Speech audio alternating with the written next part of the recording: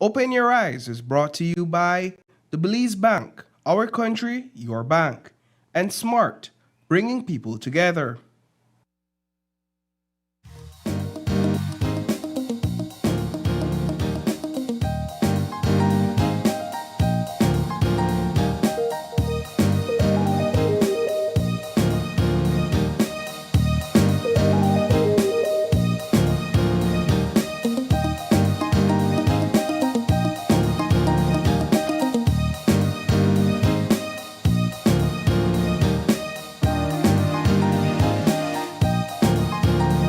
Live from the GBM studios in Belize City, it's Open Your Eyes. Start your morning right with your hosts, Sabrina Daly and Paul Lopez.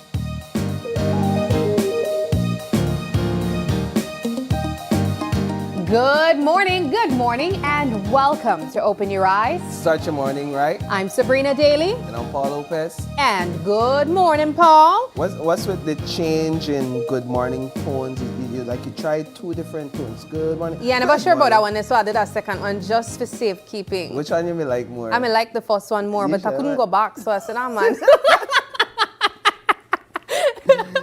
How you doing? I am doing fine. It is August 13, 2026, and wherever you are, however you are starting your morning, we thank you so much for starting your morning right here with us on Open Your Eyes. It's always a pleasure having you and hosting you. How you doing, Paul? It's been a long week. I can tell. You know, we've been jamming since Sunday. We worked throughout Sunday, and then wasn't any break on Monday because then you had to, finish up your work from Sunday, just tie that bow neatly. Yeah. And then on Tuesday, we were doing a stakeout, a cabinet. That's so right after the morning show that day, we headed out to Belmopan and we spent the better part of 8 hours outside. Actually, more than 8 hours, but just about. In the heat? Well, in the heat, standing. Because with the thing with those stakeouts, and we'll get to it a bit, but the thing with those stakeouts is you want to stay alert. Yeah. Because you're never sure who's going to come out that building, which contestant you have to interview. Oh, gosh. And that was the case. And they were tried that, Joe? Oh, yeah, man. They kind of got back door too, right? Yeah. And so that was the case with the interview with the chairman, Markel Mizaraga. Yeah. It's because we are on alert. It's because we are at the door. We are just as much guards as the police officers are when they're standing at the door, right? Yeah. And the only thing is then if we sit down inside and we don't, not at least for the first I half. could imagine you're running on adrenaline a lot, right? Yeah. In those moments, and then when the day finally ends, it's like you crash. Yeah, my team scolds me, and they scolded me a lot because I don't even want to go and eat, Sabrina. I'll tell you the truth. Like if they want to eat, my team that's on the ground, I tell them, yeah, man, you go, you feel free. I want to hold the fort, right? But how you want to do that? Like you'd ask hungry belly questions. See, they reel up with me to know, but like, that's what I'm saying. They just say reel up with me. So I mean, I don't think reel up. I tell you nicely with what love. I need to do is just to have maybe like just some peanuts in my pocket, Something. one biscuit, one granola bar. Or maybe if you know that at the out there is stakeout, one or two Somebody persons, bring you a plate of food. Through and say, hold up, Paul, I know I make a stakeout for hungry belly. Yeah. I think we plan for That's that an again excellent today. point. You know what? So. Well, there he is putting it but out I'm there. Good. But I'm good All right. otherwise. I'm good otherwise. Well, I know that our loyal viewers are trickling in at this moment. A fun fact, we also went live this morning on our TikTok page. Even if it was just for a few minutes, we got to catch up with some of our early risers before 6:30. Those folks who wake up and the first thing they do is scroll on TikTok. Sheesh. Yeah, I know. Same No over judgment. here. Oh, no you judgment. do it too? I give myself only 2 minutes, right? Okay, And then just afterwards I yarn. panic and then I start getting ready. But yeah, so we're happy to say that we were able to join our TikTok followers and tell them a special good morning. And so if you're joining us from over there, good morning to you guys as well. And to everyone else, I see Samson Jacobs. He said good morning, blessed day. Janelle Treheki, good morning, my beautiful Belize. I see Michelle saying good morning, my favorite peoples. Boite Benafi, the Dolphin Seaside made me late. I'm happy to hear that you were able to get in your workout this morning, Michelle. Magdalena Vasquez, good morning. Julie Gilharry, good morning. Francisco Madrid. Let us know where you're joining us from. Are you tuning in the country? If so, what part of the country? If you're locking in from outside in the diaspora, also let us know. I'm always excited when I hear people from other countries in the Caribbean or even in Europe saying that they're tuning in from wherever. And then, of course, the United States. We know we have a large Belizean diaspora there as well. But Paul, let's jump into what we have lined up for you guys this morning. We're going to start things off with a conversation we're calling Who Protects the Public Purse? Now, this one I think is going to be very interesting for a lot of people. We'll be speaking to the Auditor General. And then after that, it's Climate Week 2026, and we'll be joined by representatives from UNDP as they highlight youth climate leadership. And then we'll lock things off or close things off. Paul, have you ever had beef jerky? Once or twice in the U.S. What's your thoughts on it? In Belize. I like it. It's just protein packed. It's delicious to me. I enjoy a good. So when I started my protein or my fitness journey, I just wanted to try find protein anyway. I would literally hide in my car and eat like a piece of rotisserie chicken. Not judge me. And then I found out about beef jerky, so I eat that sometimes too. But we'll be joined later on in the show by a small business that has been highlighting Belizean-Made beef jerky as well. So that's going to be pretty cool. Indeed. And before we get into all of those topics, we do have some conversational topics to jump into between you and I, that is. In our first conversation, it's all about the unions as they have announced a protest against the BTL SpeedNet acquisition. We're going to be talking a bit about that. And then there was a bit of kerfuffle from Tuesday leading into yesterday about invitations for consultations to the senators, whether those invitations were sent or not. And so independent senators doubled down on the no invitation situation. And so we're going to be discussing that and the President of the Senate's point of view on this whole situation. And then Father Zippel, so a beloved father and leader in the community, he undergoes surgery, right? And so we're going to be discussing a bit about that. And then on another serious matter, Kikaker Village Council says it was not consulted on the split access or on moves to kind of block split access in terms of transportation from one side of the village to the next side, right? And so I'm going to be delving into that a bit. And then last but certainly not least, KTV, the remix, as we quickly wind down this season. Yeah, I know. It's the final show coming up next week, Tuesday, so we got to talk about that. But let's begin with perhaps the one that we started off with on our list, unions announcing protest against BTL SpeedNet acquisition. We know that there are several different unions stating what their plans are. I know last night the announcement was that tomorrow on Friday, the NTUCB is asking the public to wear black, and that's in more of a passive protest or opposition to the BTL SpeedNet acquisition. And so instead of getting out on the streets, they're asking us to wear black, whether it's a black top, black bottom, or full black. Yeah, so that's one of the actions that we saw coming out of the NTUCB yesterday. And this is all in the context of the ongoing debates and public discussion surrounding the proposed BTL SpeedNet acquisition. It's sort of a groundswell growing against it amongst the general public, being led primarily by the social partners. You have the independent senators, you have the NTUCB and all its affiliate unions, you have the BCCI. Yesterday we heard from NIAB, that's the National Evangelical Association of Belize, provided me with a statement essentially to say that if it has not been made clear that NIAB is opposed to the acquisition as well. And so there's a joining of forces against this proposed acquisition. And we saw yesterday where the Belize National Teachers Union, they issued sort of a memo to their teachers across the country. And we saw where president of the union, Nadia Callis, took to social media last night. She went live for about 7 minutes explaining the union's position and why they believe it is time for teachers to really unite and take a stand against this, right? So as a leader, she used the medium, the Facebook medium, to try and convince and motivate her followers or her members to get together and join a protest, a peaceful demonstration that is scheduled for next week, Tuesday, in front of the Sir Edney Kane building in Belmopan. The Sir Edney Kane building is where Cabinet meets every single Tuesday. And what we understand from our stakeout on this Tuesday in front of that building is that Cabinet is expected to formulate a position on this proposed BTL SpeedNet acquisition. I don't know if I wasn't clear on whether or not that position will be individual position then collated, or if it will be that they will all take a united position, because we know that there are certain cabinet members that who are opposing and stand strongly opposed to this thing. And so we'll have to wait and see what the approach that Cabinet will take next week, Tuesday.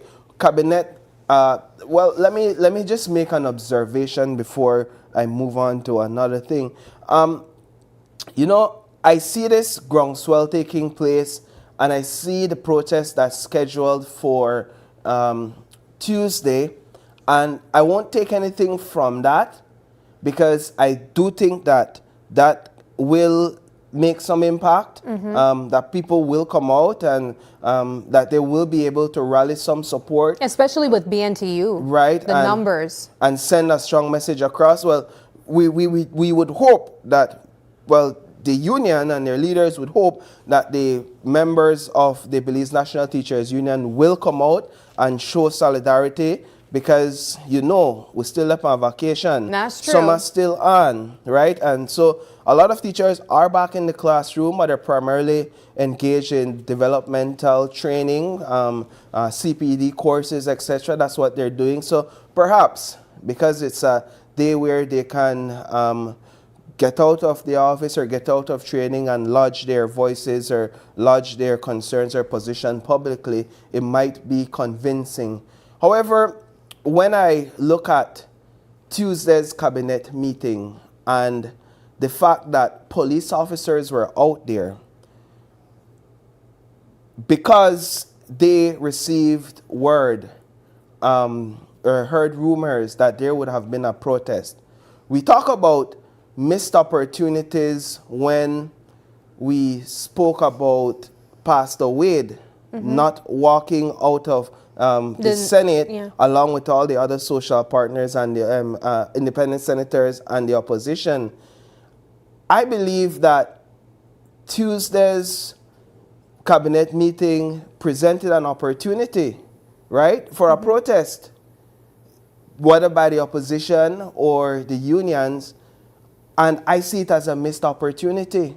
Honestly, I see it as a missed opportunity because the parking lot was empty. Police officers were out there prepared. There was no one in sight. And of all the persons that you would want to lodge your complaint with publicly and in person, if nobody else, is the chairman of BTL. And so to have received word on Monday that there would have likely been a protest, and then to see none of it happen, not from the opposition, not from the union, just being there, I thought to myself, well, this seems like a missed opportunity. That's very true. And then today, when the NTUCB and the Belize Chamber of Commerce and Industry, they're scheduled to meet with Cabinet, another great opportunity for the NTUCB to gather all its supporters and all its members, BCCI to do the same, bring out NIAB since PM says he doesn't want them in the meeting, bring out the Belize network of NGOs and all their members, since PM says he doesn't want them in the meeting. And even the other unions that are in support. And even the other unions, right, that falls under the NTUCP. Join hands with your leaders and walk into that meeting together, or at least stay outside, but show them that they have your support. So I don't see that happening today. So in my view, again, another missed opportunity. And I'm not saying that the unions, the social partners, BCCI, they aren't serious. And who am I? What do I know about unions and what do I know about protests? Perhaps I'm ignorant to all of how the planning takes place in the background. But all I know is that I'm out there. I'm out there for hours. And all I see is empty parking lots, no voices, social media posts, Facebook posts, press release, one letter write to this person and this person respond to the letter. But then there's space in that parking lot. Empty, missed opportunities. So I'm not discrediting what's going to happen on Tuesday. All I'm saying is I believe that there are opportunities that have been missed this week if they're truly serious about. I think you make a valid point, especially with Tuesday's cabinet meeting that took place and having the chairman of the board there. When we talk about lack of transparency or feeling as though we're not getting enough information, and then on the other side, hearing from the chairman saying that there's misinformation being spread by the media, this was an opportunity for them to connect and for us to even highlight what that interaction would have looked like if they would have asked him questions directly, and also them sharing their thoughts and interaction. I don't know, though. I think you make an interesting point. I'd be interested to see what the interaction will look like come the 18th. And especially, after the other meetings that are set to take place today as well with the unions that were agreed upon or allowed to interact with the cabinet today in doing their presentations. I think it's going to be interesting to see what their position will look like as well after. The fate of today's meeting hangs in the balance. Let me just say, Cabinet has said that, the Prime Minister has spoken for Cabinet, and he said that before they make their decision on Tuesday, they want to meet with all sides. So they've met with BTL, they've met with PUC, they've met with SSB, and now they want to hear the concerns of social partners, and they want to hear the concerns of BCCI. Well, for one, BCCI issued a statement last night. Perhaps we can go to that statement where they're saying that they can't make the meeting. Oy. But they can't make the meeting because they had prior commitments. And those prior commitments take them to El Salvador for a meeting. For a trade meeting, I understand. I think it has something to do with, based on my understanding and information I received, have something to do with strengthening trade agreements between Belize and El Salvador. These are the business people, right? In terms of the social partners, this is Belize Chamber of Commerce and Industry. And so they're saying, for the avoidance of doubt, that they did not deny or reject the request or the invitation, but that they had prior commitments to be made. I hear them. I get it. You have a prior commitment, and your part of your primary role is business. It's about strengthening these sorts of partnerships and relationships. At the same time, but they're traveling on Friday. No, the meeting seems to be on Friday. Okay. So the meeting is scheduled for Friday. It's set for Friday. Yeah, okay. So either they're traveling today or they traveled yesterday. I think they're traveling today. But El Salvador, you reach El Salvador. A part of my concern is it's like this is an important meeting, bro. This is we see this as a huge national issue.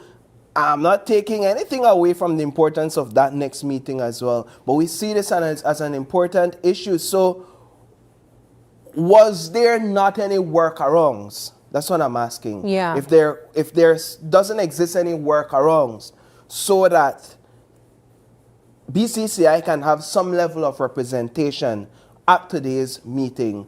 And based on my understanding, NTUCB's position on today's meeting remains shaky because of BCCI's prior commitments and the possibility of them not showing up, right? So when an opportunity presents itself for you to really voice and express your concerns before Cabinet and the Prime Minister, for them to be more informed as to what your position is so that they could make an informed decision on Tuesday, well, here comes a meeting that was pre-scheduled that is priority and that you have to attend. Now, They're asking for a rescheduling, though. yeah, so they're asking to reschedule the meeting, right? And so now Cabinet will have to decide whether or not they'll be willing to meet with them, what, Saturday, Sunday, maybe Monday, or even perhaps Tuesday ahead of Cabinet making its decision. We don't know. But then this statement was also issued yesterday. Last night. For a meeting that would have been less than 24 hours later. I feel like this announcement almost feels belated too. In a way, and I don't know if maybe persons from Cabinet were aware that they weren't able to make the meeting, but it almost feels like a last minute, hey, I can't make it, I'm so sorry, rain check. Yeah, but you could also argue that it's strategic, it's tactical, because you as Cabinet or as Prime Minister don't want NIAB and you don't want Belize network of NGOs to join this meeting. So guess what? We have prior commitments. If you're not taking us seriously, then we know what to take you and your meeting seriously. I think at the end of the day, the social partners and the union, they lose. Exactly, that's why I'm saying that. It's a missed opportunity again to really express your voices and lay your position bare. A quarrel or a little bit and argue or raise your voice and a little bit in that meeting. So we'll see if that meeting will still take place. I don't know how Cabinet will make a decision on Tuesday in the absence of those opinions. But I believe that Cabinet members, even if the other side doesn't show up, Cabinet members will still show up today to show that, see, we are serious, we're here, and we want to hear from them, and they just didn't show up. All right, well, let's move things along pretty quickly, Paul. I know that there's been conversations about the independent senators saying that they received no invitation, and this came on the heels of the interview that you did with the chairman on Tuesday, when he expressed that they've made several invitations to speak with the independent senators regarding this matter, but have gotten no type of response from them. Yeah, so we just have to go quickly through this, Sabrina. But I like how the president of the Senate handled this situation, just based on the press release, essentially outlining the facts of the Senate's operations in terms of all the backlogs, all that they have before them. And she's essentially saying that now is the time for us to invite BTL and PUC as well to give a presentation to Cabinet. So it's not that she's taking blame.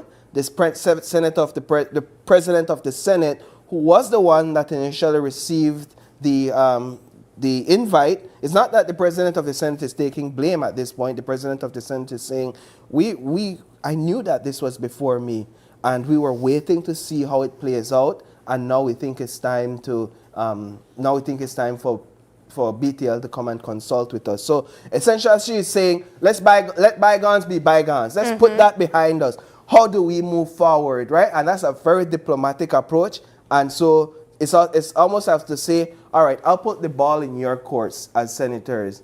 I'll call the meeting.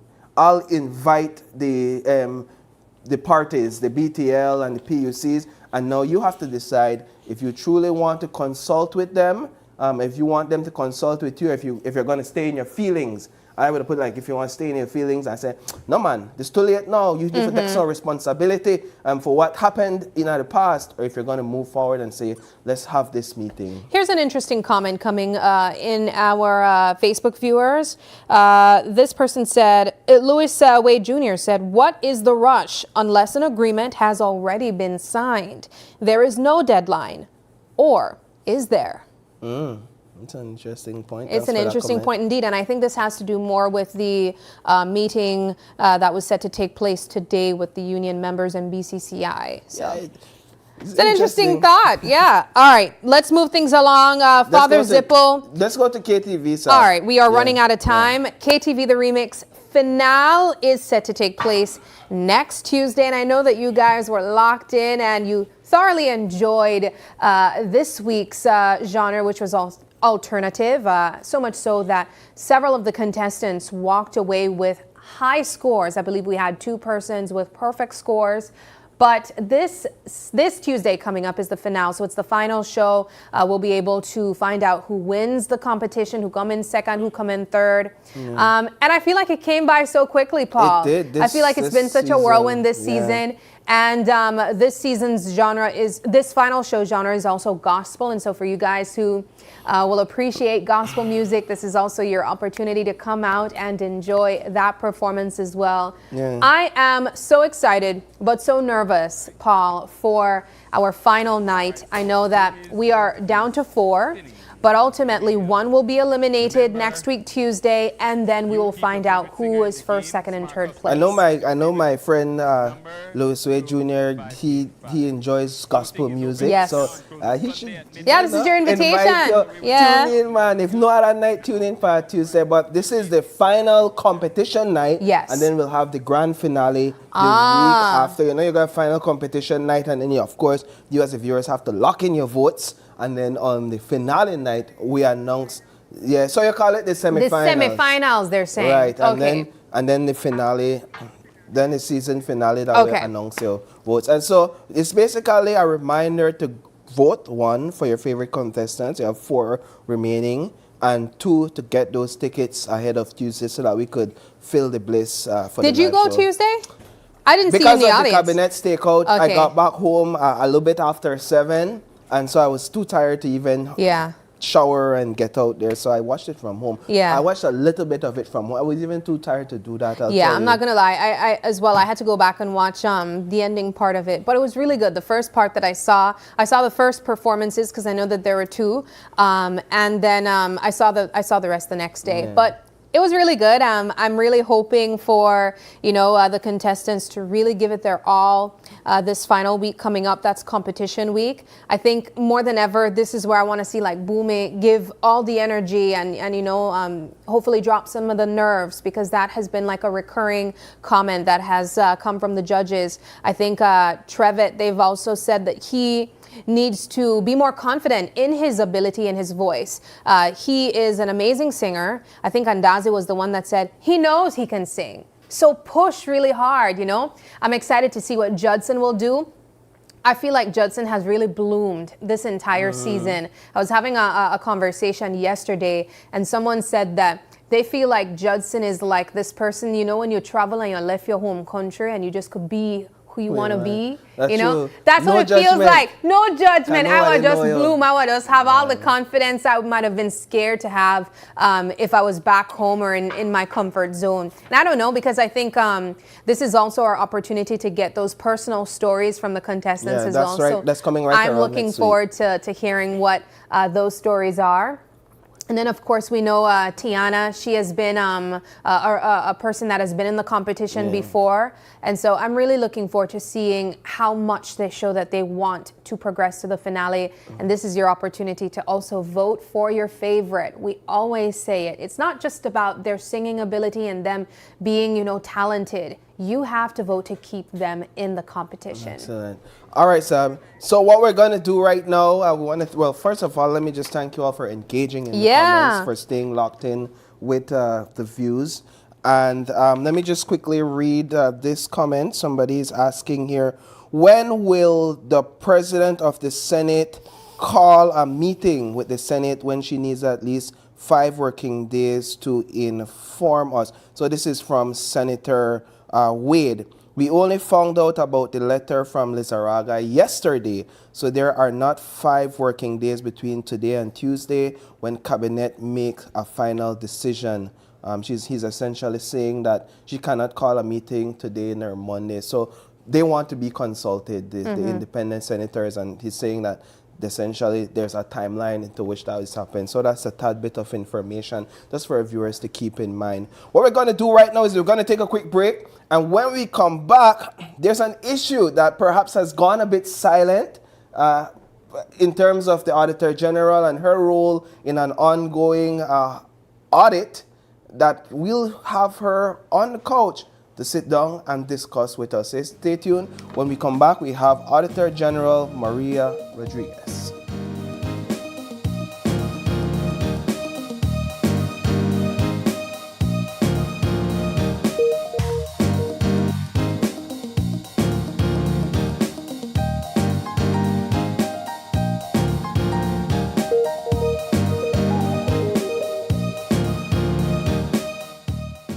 Connected in the USA for as low as $10. With Smart Roaming Data Pass, staying connected is simple and affordable. Get the data you need starting at 1,000 megabytes to stay connected to larger plans that keep you online while you travel across the USA. So you can message, browse, video call, and navigate wherever you go. No SIM swap, no bill shock. Just simple, affordable pricing. Activate easily by dialing *100# using the Smart app or online. Smart Roaming Data Pass. Staying connected the smart way. Smart, bringing people together.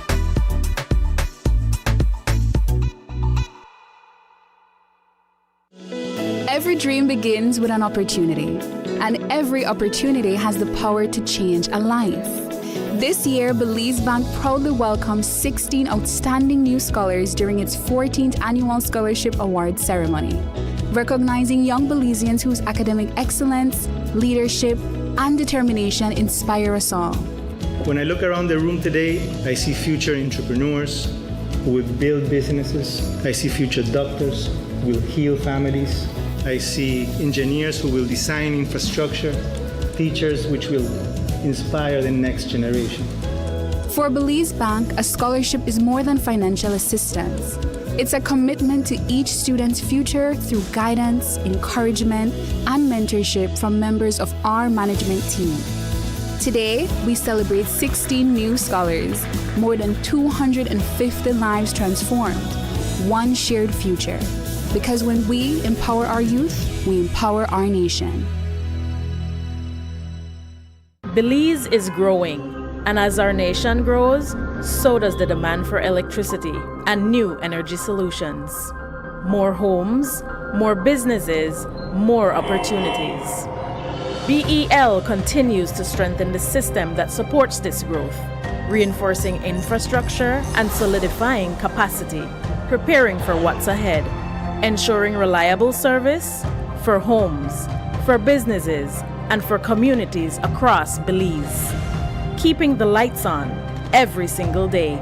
Belize Electricity Limited, prepared for growth, prepared for Belize.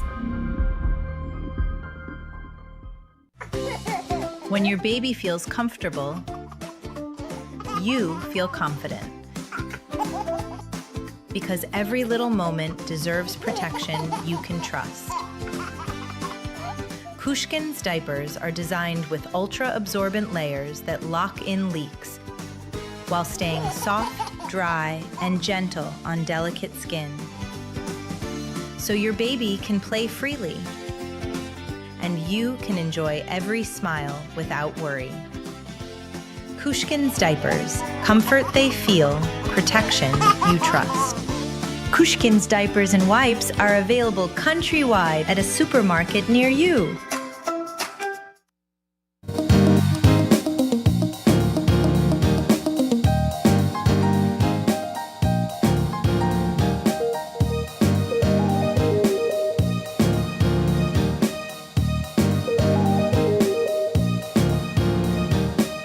Welcome back. Thanks for staying tuned with us. This is our first conversation for this morning, and we have joining us on set Auditor General Maria Rodriguez, and she is joined by Deputy Auditor General Ms. Ideldi Ayala.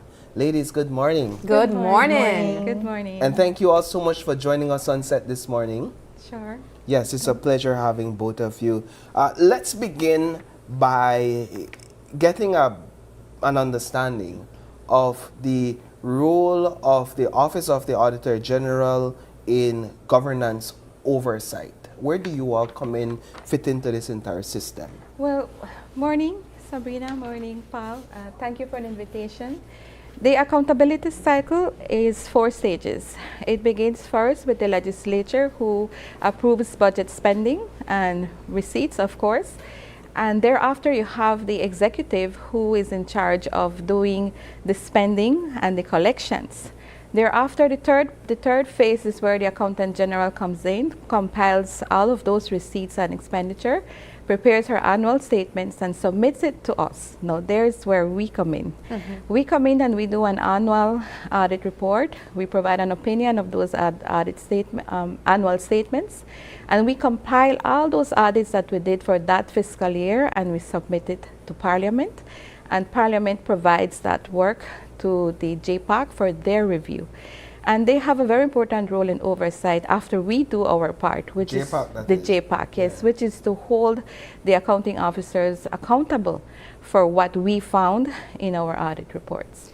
How independent is this body? Is it under a particular ministry or portfolio for a minister? No, we do not have a minister. We are an independent office. Operationally speaking, we can carry out the audits as we deem necessary.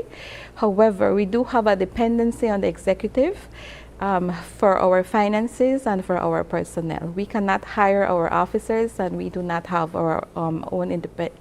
We depend on the Ministry of Finance for our budget. One of the recurring concerns that people have expressed is the appointment of the Auditor General, that coming from the Prime Minister or that coming from the governing administration. People still tend to have the impression that it's not an independent body. Talk about how persons within this organization is appointed and what keeps your role independent. Well, my staff is governed by the public service regulations. They are appointed by the Governor General, like she appoints everyone, but they're hired by the Ministry of the Public Service. And so they must follow the regulations of the public service. There is a Public Service Regulation 2014 that they must abide with. I don't believe there's much constraints when it comes to the discipline and the hiring. I believe what is happening and what is my constraint is being able to assist my staff when it comes to compensation issues, going to trainings, for example. We cannot just send someone to train because I don't have the budget to do so. And it's important to train our staff. There are several things going on in the country that we need to have the skills to audit. And so if I cannot send them to study, if I cannot get them to do courses, and I depend on a yes from the Ministry of Finance or the Ministry of the Public Service, then that's where the independence issue really comes in. Why is it that such an important oversight body faces budgetary constraints? Well, the explanation has been that there is one pie and everybody has to eat from that pie, right? Unfortunately, it has not been seen as relevant to provide as much support to the Office of the Auditor General as required. In the past years, we've suffered budget cuts. However, I must say that since I took over 2025, I have applied a section in the Constitution that says that we have priority calls on the budget.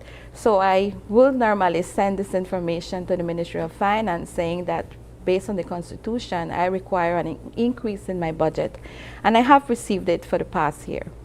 I'm interested to know, Ms. Rodriguez, what was your experience like when taking over in 2025? Did you meet a lot of documents, a lot of things that you had to continue on when it came to auditing? Are you starting fresh? What are you looking at? No. I have been in the organization for 26 years, so I knew what I was getting into. There were several backlog audits, I must confess. We have had several audits that are backlog, and you all know that the annual statements have not been produced, and that's why our work has not been put out there. And yes, a lot of documents. Yes, a lot of records is out there that we need to still go in and look into. But as we have been informing through our last 3 audit reports, the documentation process or the record management process is not a good one in the government system at this point. So it is difficult. It is difficult to go through records that probably don't exist or are at a bad stage. So yes, and I think you alluded to some of that earlier this year when you sat before JPAC in a public hearing. You alluded to some of the fact that one, certain executive officers prevent you from doing your job. Speak a bit more about that and what that looks like. Yes. Unfortunately, there are some government entities that do not consider themselves government for whatever reason.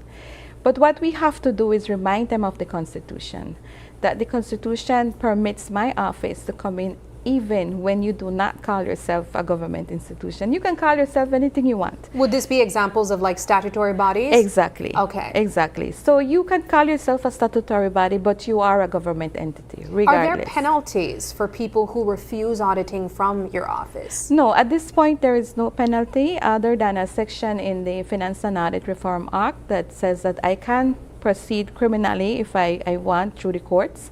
But who do I go to? Where do I go for a legal representative? Has this ever been pursued in the past? I haven't. But I must explain that based on discussions with JPAC, I did make the effort to contact Attorney General and Solicitor General to ask them how we can proceed. We're still waiting on a official response from them. It's hard for me to wrap my mind around missing or absent like financial records and documents. Like, how is that even possible? Is there something untoward that leads to that? A lack of supervision and laxity. That's it right there. If nobody is supervising the officer will do what they want. We just completed an audit, and I won't say where we asked for documents and the officer said we shredded. And that could easily be a lie, but there's no way to prove that. But what do you mean they shredded? They shredded because they don't feel that it was necessary to keep. In our 2017-2018 annual report, I'm not sure if you had a chance to look at it, we informed that during an audit at the Golden Haven Rest Home, the supervisor destroyed records while we were there, and we reported it. I want to get Ms. Ayala in the conversation as well, though. Ms. Ayala, providing support as a deputy, how does your work look in terms of balancing the workload with Ms. Rodriguez? In terms of documentation, for us to conduct a thorough audit, we require documentation in place. So once there is no documentation in place, we provide a disclaimer of opinion, whereby due to the lack of source documents, we cannot provide an opinion, but we can say what are the weaknesses identified, what are the findings. We can still review the system. We go through a thorough review of the system to ensure that even if they say that they don't have supporting evidence, we do additional steps to find out more, because it's not only just with the entity that we go to, we find other avenues to get some information and not only say no source documents. No, we find more, and that is what we document within our audit reports, that these were the additional steps that we had to carry, but we do our review regardless. So that is to say that there are ways to get around it. You are the experts, so you know what are those ways. But I imagine it makes the job significantly longer. But it does make the job a bit more difficult, doesn't it? It does, because now you have to move to third parties. You're not dealing with the primary source, which is the ministry. You have to now do third-party research, which means to go all around hunting for these documents. It might even include the business community. What percentage of your audits do you see this reoccurring? Is this like across government? there a small percentage where you say this ministry had always problems? What is that? It is a systematic issue. I think that considering how behind we are with annual statements, nobody has been saying, well, audit is not coming, the statements are not forthcoming, and so nobody is really concerned about the records. It is a systematic issue. And 10 years records takes a lot of space. Yeah.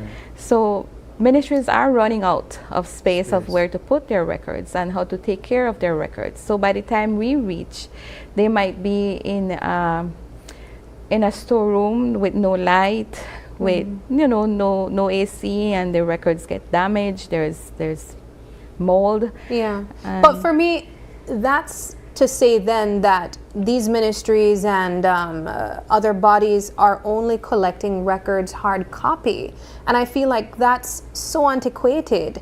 Is there a push to, well, I know that there is a push to digitize, but what type of effort and push from the auditor's office is there to ensure that this process is digitized? Because you find yourselves in a position like this where you can't do a proper investigation. Right. So we are a repository of government information. Everything that happens in the government gets copied to us. Okay. So we have begun that digitalization process where all our records are being PDF digitalized, and we are working on getting our online systems so that our staff is able to conduct their audits using online paper rather than going to the entity. So everything that comes to us, we have begun the process of digitalization, which should make the process easier for our staff. Now, it will take a while for those ministries to begin working in that manner. There are times that we will ask for originals, for example, and I know that this is an issue because a law has passed that photocopies should be accepted in court, but for us, primary information is best. A photocopy could be manipulated. A photocopy could be, we've seen instances during our audits that the original says something and the photocopy says something else. And so it's important to get primary information. Primary information is key for us. So we're hoping that the ministries, at some point you have to type this information, you have to save it somewhere. So we're hoping that the ministries understand that at this point they need to move digital with all those records. Even digital files can be destroyed. I want to take a step back to the destruction of files, because I think that is alarming. That is alarming. We're not just going to skip past that, like you didn't just say that. That at least in two instances you've seen documents destroyed. Are there more examples of you coming across documents destroyed? Yes, it seems like a norm to some officers that nobody tells them that you should not destroy records, but there is a section in the regulations that specify that the Accountant General is the only officer who can authorize destruction of records. And there is a time frame to keep records. You have to keep records, some up to 45 years. So if you're just destroying because nobody told you that I can't destroy it, then you're not following the regulations. And do you weigh these records on a scale in terms of least important to most critically important, or they're all important? They're all important. They're all important. We cannot say that one record is less important than the other. So when you all come across the destruction of records, to whom are these instances reported to? And based on your experience, what is done about it? Okay, so the normal process is to inform this chief executive officer. This is what we found. We need clarification. Why did it occur? And what are you going to do about it? Unfortunately, most often we do not get responses from chief executive officers. Mind you, the regulation says that they must respond to our audit queries. We don't. For the most part, we don't. However, even when that does not get a response, we forward that query to the Financial Secretary and the Accountant General, who then are responsible to follow up with the query that we made. At that point, if they follow up or not, we move past that and we ensure to put it in our annual report for the JPAC. So it has been elevated now to the JPAC to hold these persons accountable. What has been the success rate of the JPAC holding these ministries and other bodies accountable when these steps are made, but there's still no answer? So of late, I've seen a very active JPAC, and I'm very grateful for that. They are asking questions. They are bringing people to the front to answer. So that's a very good indication of accountability happening in Belize. My concern, though, is that while the JPAC is able to surcharge, because they are able to surcharge, my understanding is that that process is passed on back to the financial secretary. Which is really just full circle. The executive surcharging the executive, it doesn't really seem to be a good process. But let me add to that. Other countries have an established process for surcharging. So you don't. What is surcharging before we move Meaning forward? that if you did something wrong, I'm going to charge you for that. Okay. Right? Other countries have a process and a systematic system where if the CEO ministry did something wrong, I will surcharge the CEO based on a value. So if in your ministry fraud occurred, I'm going to surcharge the CEO because you should have ensured that fraud does not occur in your ministry. But if there was serious non-compliance, there's another value given to that surcharge.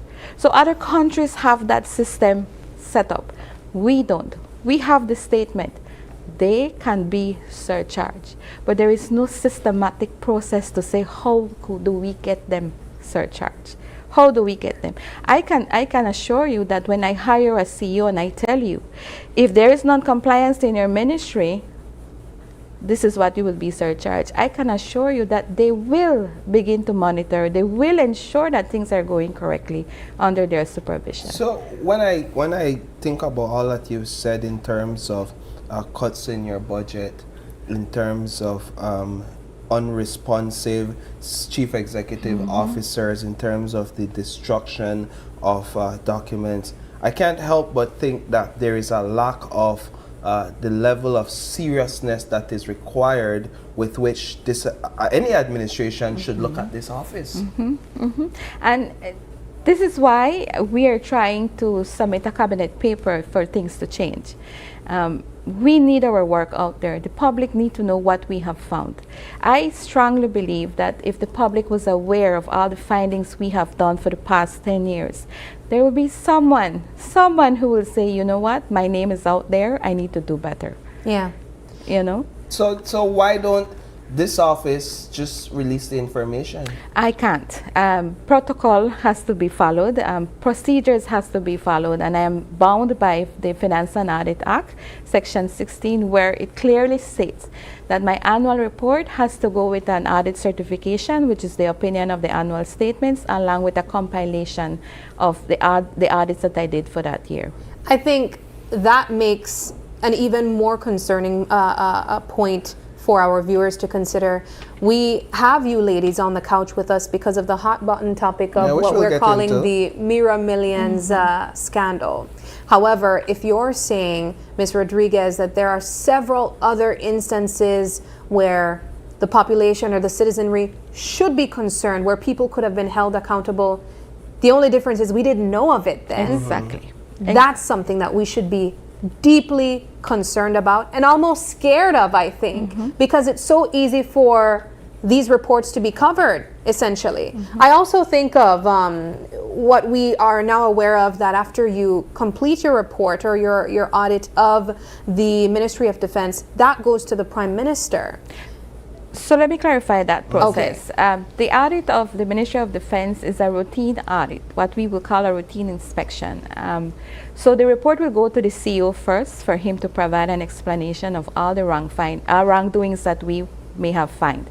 Thereafter, a copy will be sent to the Financial Secretary and the Accountant General.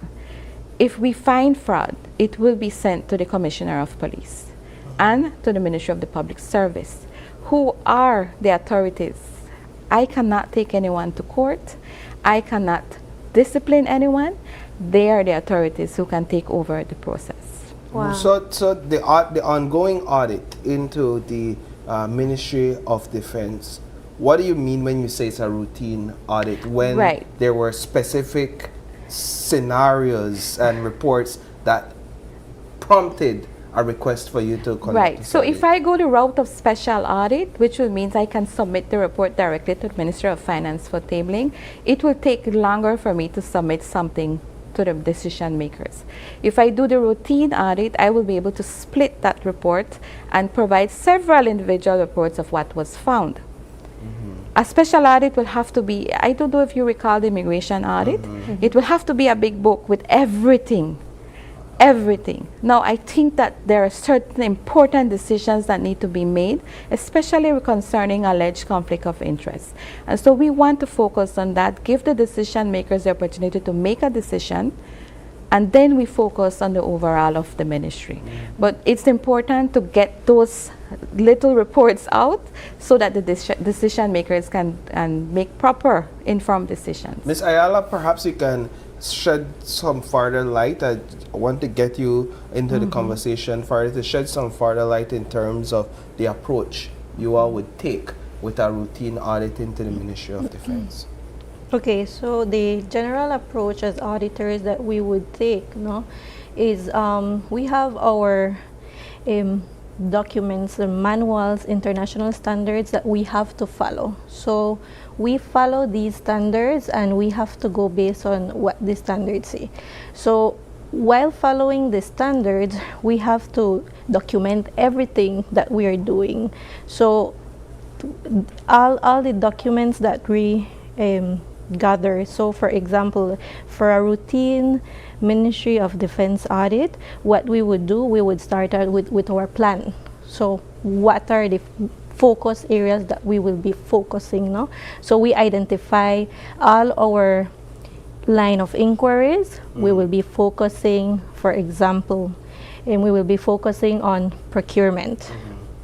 We will be focusing on value for money, right? Those are the main things. We will be focusing on all the payment vouchers, everything from SmartStream. We do a thorough analysis of SmartStream to identify all those different line items that were touched. So we have to compile that information from SmartStream. We have to ensure that we have all the source documents from that ministry to substantiate it, because by having the SmartStream information, it could be different to what is in file, no? So we have to ensure that we agree what is in the source document to what is in SmartStream. So we have to identify those deficiencies. We have to review the procurement process, that the contract was followed. Also, we have to review that those particular items were actually received, and if those were received, if they were properly accounted for, because these ministries supposed to have an inventory ledger, a stores ledger. So if you are getting information or items, you have to ensure that you document it. So those are the things we're looking for. Is that it on the also, website there? Right. Yes. That's the general theme. Yeah. We conduct interviews. We also, if we have to go to the third parties to request additional information, we do that. And we start analyzing data. And while analyzing data, we start to gather our report. We have to have it within a report. It's properly reviewed by the different levels, supervisors, deputy, and then the Auditor General, no? But it's a comprehensive review of an audit. And it sounds very tedious as well, which makes me think of something else, ladies. After hearing this process that you all go through for not just one ministry, but several ministries, several other bodies, how long this process might be, the extra steps you might have to go if documents are not readily available, to find out the details that there might be some level of wrongdoing and then persons not being held accountable. Do you feel that your office is effective? Well, to answer your question, most of my staff have asked me that question. And I tend to feel that we are being effective. Why? We are doing our work. We are reporting when reporting needs to happen. And we have to make changes and we have to lobby for changes. And I go back again to this request to ensure that our work is made public. Now, my staff will say, well, Ms. Maria, nobody knows what we find unless it is leaked, unless it is. And I say to them, and that is why we are heading towards a change. We want this change. And if we don't get it, we know that we attempted the change and we asked for it. Keeping quiet and just taking it that, okay, that is what the FARA says, that doesn't go well with me. 10 years of reports, we've done a lot of reports. We've done a lot of audits, and we simply cannot disclose it because we have to wait for the annual audit report process, which is dependent on a third party, the Accountant General's department. So I don't want to wait. Now, I must clarify. When that section was prepared, the FARA 16, I don't believe that anybody envisioned the delay of annual statements. The real thing would have been that every year you get your annual statements, and every year I compile my audits, so we are up to date. I believe nobody envisioned that annual statements will not be produced. But we're there now, so something has to happen now. So one of the things that your deputy mentioned is that there is a process to identify whether items purchased were delivered, because that has been one of the primary concerns, especially with perishable items. You can't go in there and see it in stock because they go as they come, correct? So there is a way to identify that to an extent. Let me tell you why. As far as I'm concerned, the rations were to be used for the BDF. So where will the rations be used? The kitchen. The kitchen has to have a log of what you cooked. Now the difficulty is if they logged it. That's right. But to clarify, if you didn't log it, more so you're telling me that you're not accountable of what you bought. So it is in your best interest as a ministry to document and to record, because the auditors will not be able to confirm that what you purchase is what you use. How acceptable is the excuse that we simply didn't log? We're not good at documenting these things. That's not acceptable. And we record it, we put it in the report as a reportable matter, that it's not acceptable. You know, and it helps me to understand that while it might seem like a trivial task, perhaps you work in the kitchen and it might seem like a trivial task to just log cabbage, 5 pounds of cabbage. It might seem trivial, like why we even do this? Why could we just bypass this? It's about accountability. Because at the end of the day, when an audit is conducted, even that simple log is looked at, and it is vital to the work that you do. Exactly. And it tells a bigger story. And it does tell a bigger story. And there is other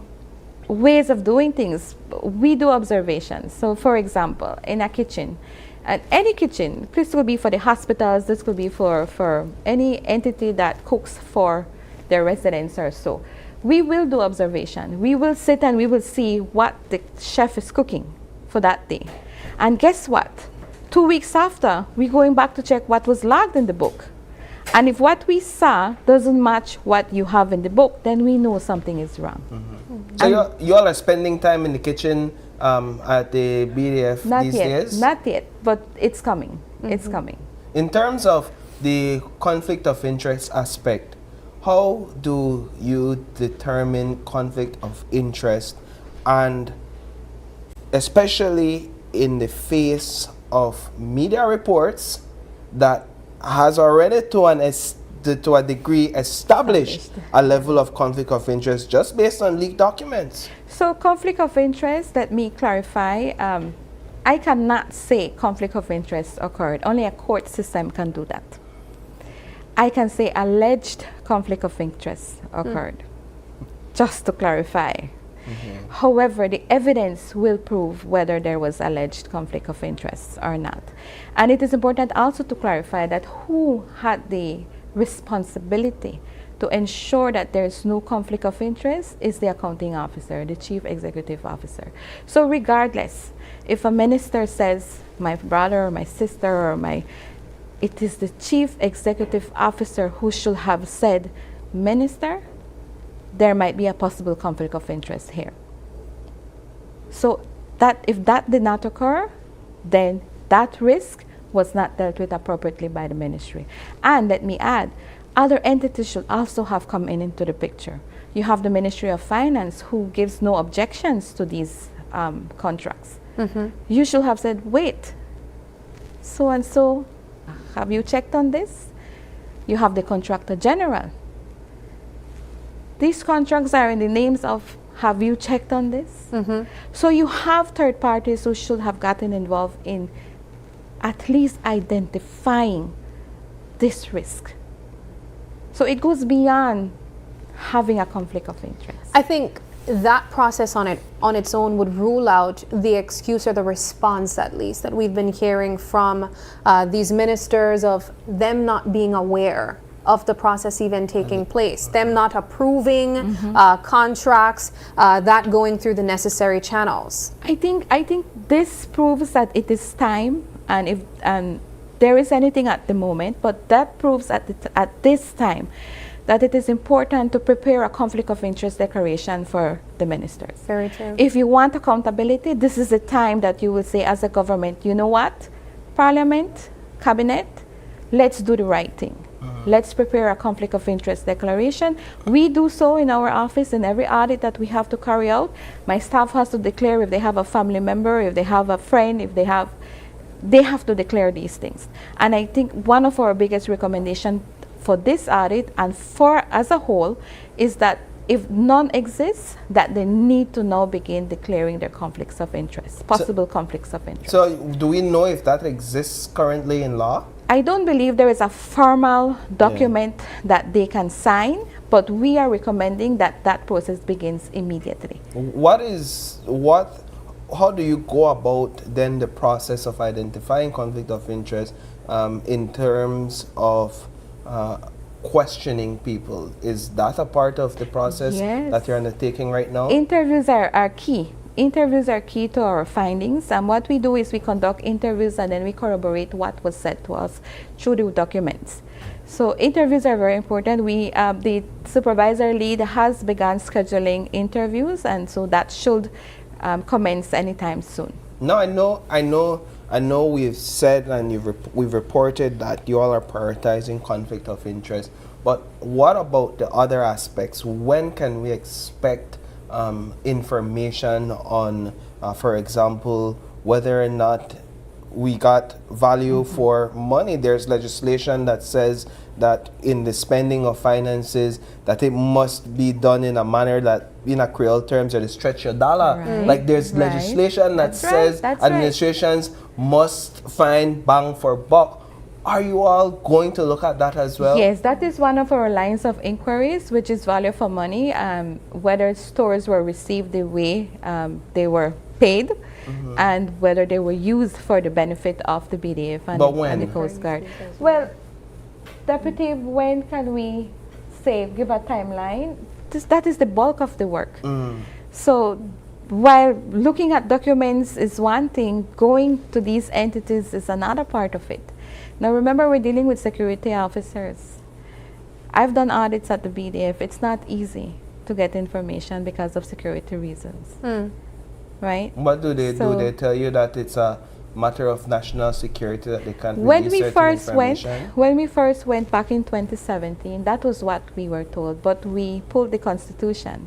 So at this point, I'm letting the ministry know the Constitution comes first, and so we need to be provided with this information. Are you facing any roadblocks currently? Not at the moment. Fortunately, the CEO is cooperating, his staff is cooperating, but I think that we still haven't met any hostility as yet, and we may do so at some point. What about the amount of financial records and records in general that you all have been able to gather? What does that look like to date? It's huge. It's 15 boxes. Several. Remember, we're talking about millions of dollars, so it's so much documents that we have to go through. It's a lot of What do boxes. you do with those documents? Like, do you have them in the office just laying around? You have teams reviewing them? Yes, we have teams reviewing them, and we're scanning them There's always a possibility of records going missing, and so we are scanning them and we're having our own copies for our safety and for our audit. You guys are also tasked with doing an audit of the ministry 5 years prior to 2020 as well. How difficult is that for you to retrieve some of these documents prior to the current administration that we have here? We have asked the ministry to provide those documents for us. I do believe I spoke to the lead auditor yesterday, and we are waiting for them to call us in to say that they have gathered those records. You know what I think? I think one of the things I'm leaving with is that all of this effort and time that you all are putting in is to not, if no one is held accountable. Yep. It's like what's the point if nobody is held accountable? Does it make you and your team feel discouraged? Sometimes the team is discouraged, but it is my duty as a leader to tell them that there's no need to feel discouraged because we have done our part. We have done the audit, we have reported. And at some time, I can guarantee, and I go back again to wanting my work to be public. Once it's in the public domain, it is the public who will cry for accountability. It is the public who will ask that something be done. You know, so have you? I want to ask you personally, Ms. Rodriguez, how does it affect your personal morale knowing the information that you know, and perhaps even in some cases interacting with those very same persons that are not held accountable? I just want to get your personal take on that. Well, stakeholder engagement is very important. I have learned through several sessions with our international athletes that stakeholder engagement is important. I have learned that I can go to donor agencies and say, listen, this is what is happening. You need to do something about it because you're giving money to the country. So personally, I try my best not to be demotivated. On the contrary, I think I reach to work smiling every day, ready to get the work done. And telling my staff, this is what we do. We audit, we report, we put it in the book, and as soon as it gets out there with the public, we will hear the noise. You can't even nudge somebody and say, no. Watch that report there. Unfortunately. Unfortunately, I can't. How about you, Deputy? What does the reporting and the access to these types of information do for you personally, especially when whatever you report on, which is alarming, does not reach the eyes and the ears of the public who have employed these very same leaders? Yeah, it's alarming to know that that's happening in our country, but we are here committed to work for the country, for the citizens, because they deserve responses. So we are doing our part in documenting all our findings. Major misconduct, we are doing that. So from within me, I'm so happy to be serving the public because based on my knowledge and experience, I know that I am contributing to the country, and that is my greatest satisfaction to contribute. Have you all, for me, placed some of these concerns before the Chief Administrator, the Prime Minister? One of the things that I did bring to his attention was the fact that there were government entities that don't think that they're government entities. To me, that was alarming. I could face all kinds of difficulties, but I needed him to know, you have people under your watch that don't think that they need to be audited. And so I did my part. I informed and I reported, and I know it was acted on because the Financial Secretary did give me a call saying that these entities have been informed that they have to open their doors to the Office of the Auditor General. When is the last time you audited BTB? Tourism Board. We haven't been to the Ministry of Tourism. I think we did start planning an audit, I would say, about 10 years ago. But Paul, so much fraud is happening in this system that even when we plan to go this route, something comes in and we have to put this aside and then go and look at the frauds that are happening at this point. That's insane. You know, so we might have a plan, and we discuss it in management meetings, where we have a plan of 39 entities that we want to go into. But during that year, you will find that maybe 6 or 7 fraud occur, and so ministries are calling you to please come and do an audit investigation on this fraud, because they need to know what happened. Does this mean then that your team needs to be increased? Yes, most definitely. I need more staff, because I have to put some audits on hold to go and look at these fraud investigations. At this time, what's the size of the office? I have 52 professionals. 32 are technical auditors, and the others are support staff, IT, accounts, registry, admin. Auditor General, Deputy, we could carry this conversation on all morning, I'm sure of it, but we have other segments to get into, and so I want to thank you both for taking your time out to join us and to really open our eyes, right? And open the eyes of our viewers this morning. I told you the last time we sat down that you sort of restored my faith, and I reiterate those sentiments again this morning. Paul. So keep up the good work, and thank you both so much for joining us. Thank you for the invitation as well, and nice meeting you, Sabrina. Nice meeting you ladies as well. Well, at this time we are going to take a quick break, but don't go anywhere. Our next conversation is all about Climate Week 2026. UNDP highlights youth climate leadership.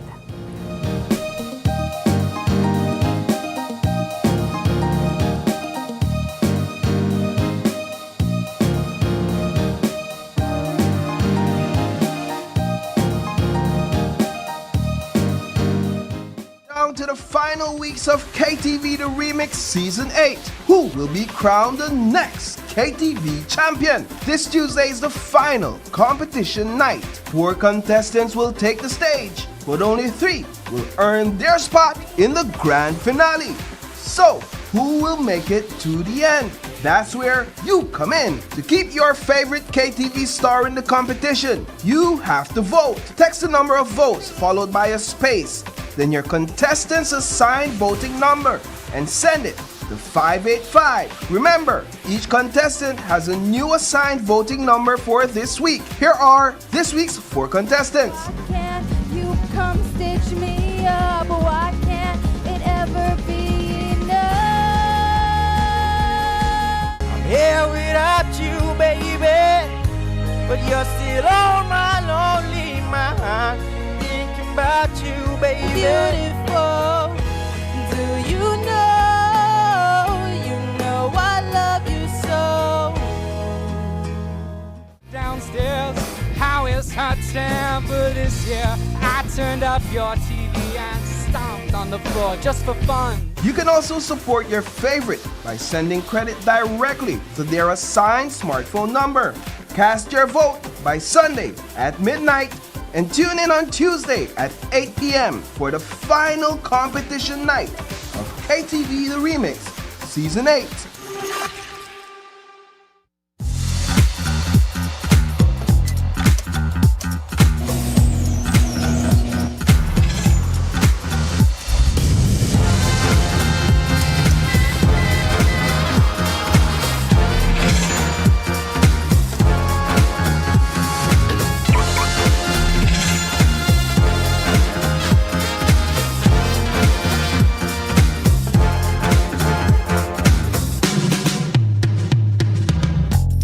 Introducing BB Insurance, built for Belize.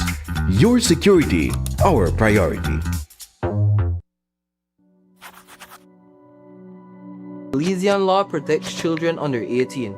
Marriage and adult romantic relationships with children are not allowed. The age of consent is 16. But children under 18 are not allowed to enter common law unions. Parents and guardians are legally responsible for their children until age 18, not their partners.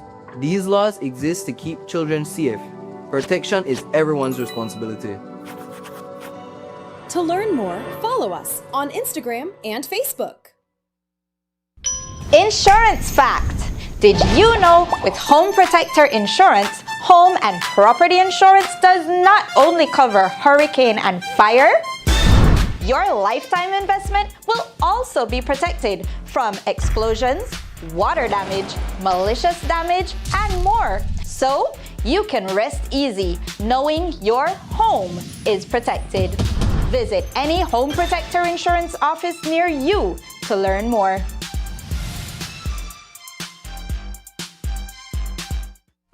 The next station is not just a place, it's the vacation capital of the world.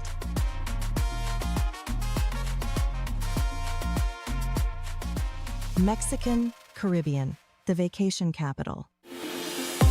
We at Fulltech Systems understand that technology isn't just a tool, it's a game changer. At home, smart devices and AI are revolutionizing daily life.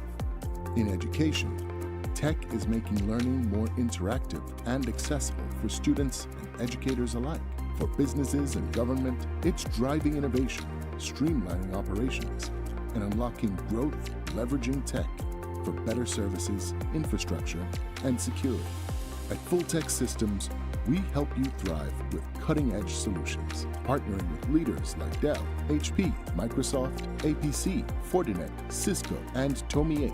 We deliver the right products for your needs, whether it's boosting efficiency, improving customer engagement, or scaling operations.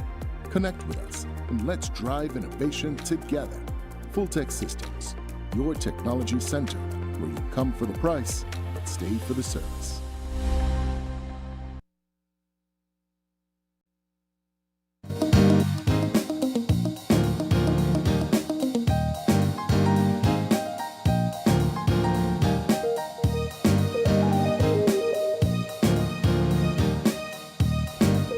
Welcome back to Open Your Eyes. Our next conversation is all about Climate Week 2026, and we have some young leaders in our midst here to talk about what's set to take place, all representing UNDP. We have here with us Chad Bowman. He is the Team Lead Nature Climate Energy Representative of UNDP. Also here with us are 3 student ambassadors. We have Kyle Ali, Gabrieli Torres, and Kevin Castillo. Guys, thank you so much for joining us and welcome. Thank you. How are we feeling? Good? Good. Nervous? Not nervous. Not at all. Not at all. You guys, this sounds easily tasked, right? Now tell us a bit about Climate Week for a person who might not be familiar with this type of initiative and event. Okay, well, first and foremost, thank you for having us. No problem. At UNDP, we have like 2 substantive portfolios, one focusing on the energy, climate, nature, and then one with inclusive growth. So when you're talking about Climate Week, climate change, most of it nets between the 2 portfolio, but hangs a lot more in the portfolio that I'm a part of. And so when it comes to Climate Week, it is one of those weeks within the national calendar year that really drives the communication and the conversation between national practitioners, policymakers, and the grassroots community. And so what we're expecting to experience this year is a little shift towards showing the practical experiences, the practical examples of how communities, indigenous people, people at the grassroots level are actually driving climate action. So it should be a very interesting week. In fact, Day 3, which UNDP supports, is on orange economy, which is that creative sector that really doesn't depend much on the extractive industry or the natural assets of the country, but more so of, you know, the creative aspects, the cultural aspects, the traditional aspects. And there will be a good, I guess, a good infusion of youth.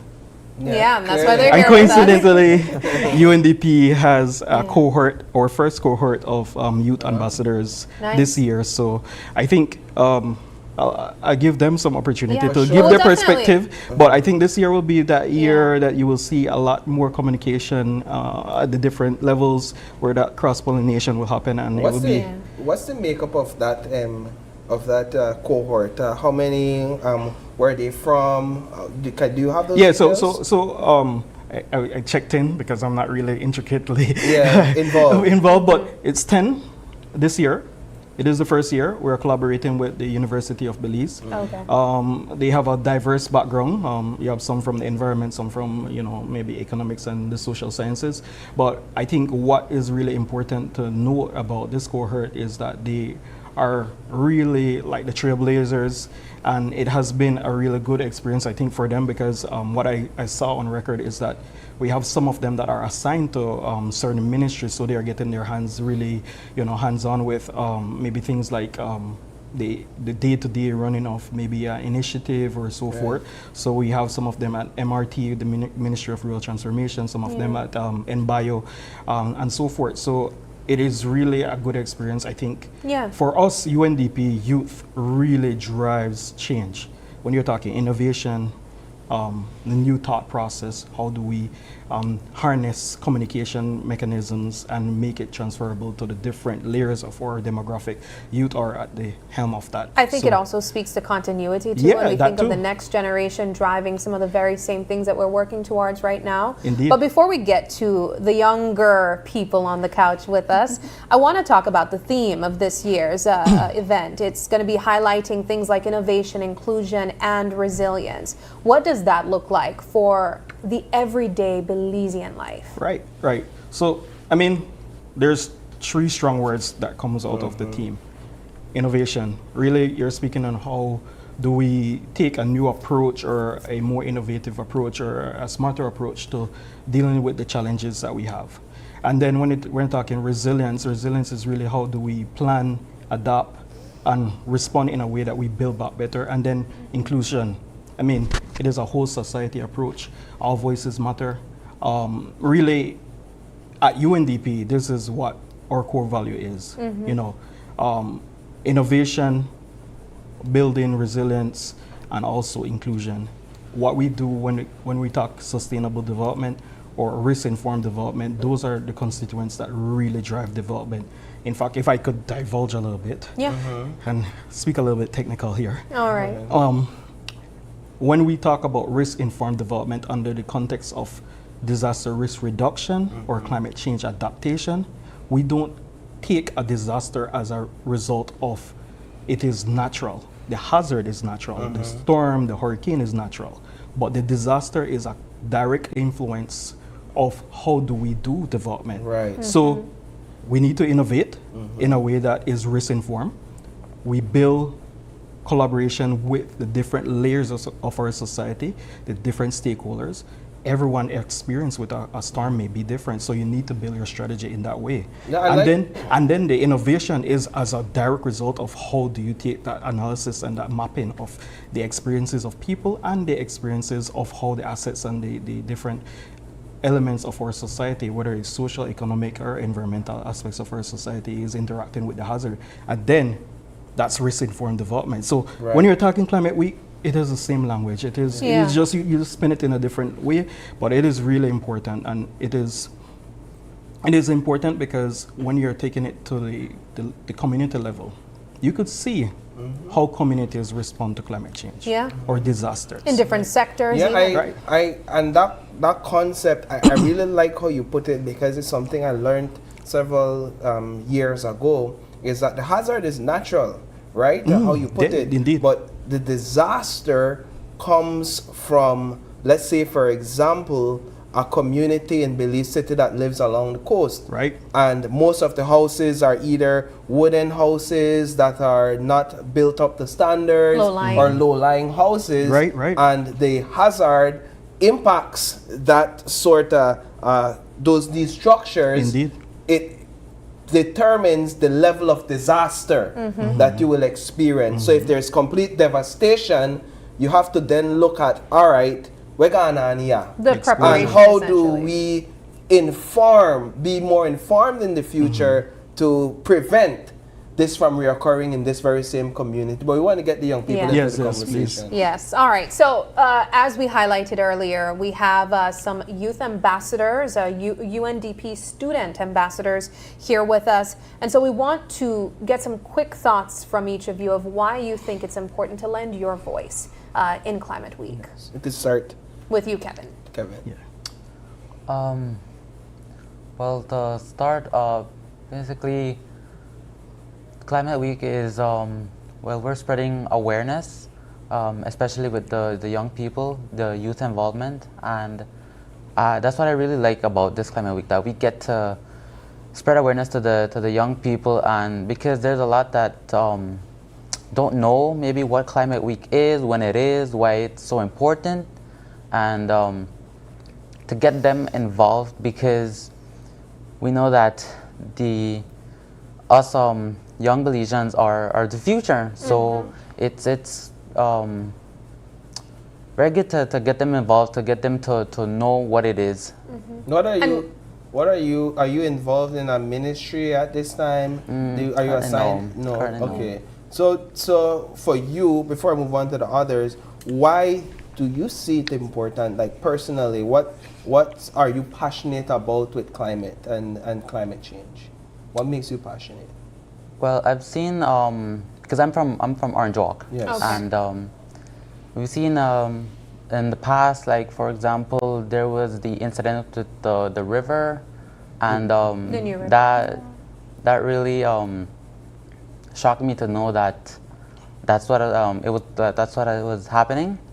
And so for this Climate Week, we love to spread awareness so that we can get more people involved, and so to make the community a better place, safer place. Yeah. How about you, Kyle? Why is it important for young people to be a part or take part in this climate conversation?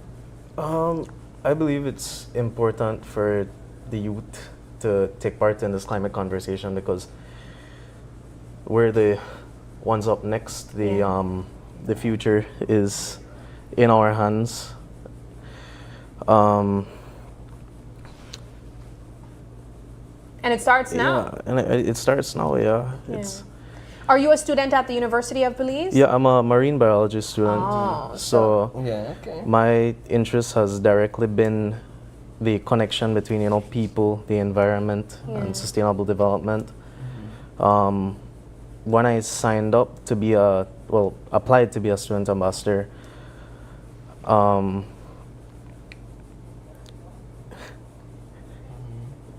what was the experience like when you joined, meeting other young people that share similar values?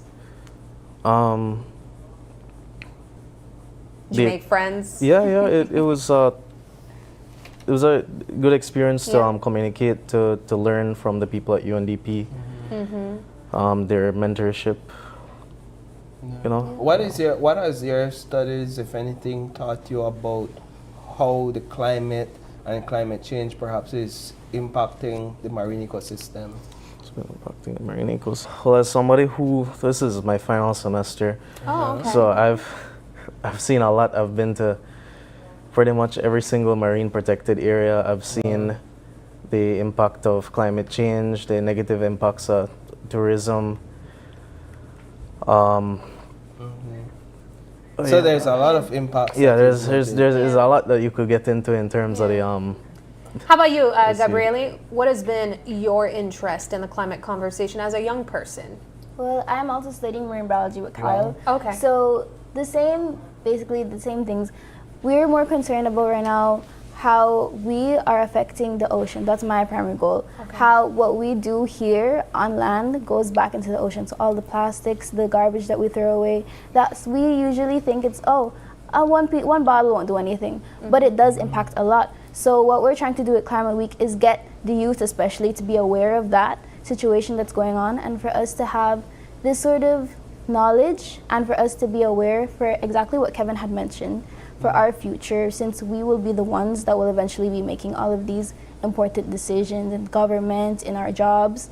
So it's up to us to be the ones that will carry on this legacy that has started with the UNDP. Now, I like what you said about you consider what we are doing personally, our personal behavior.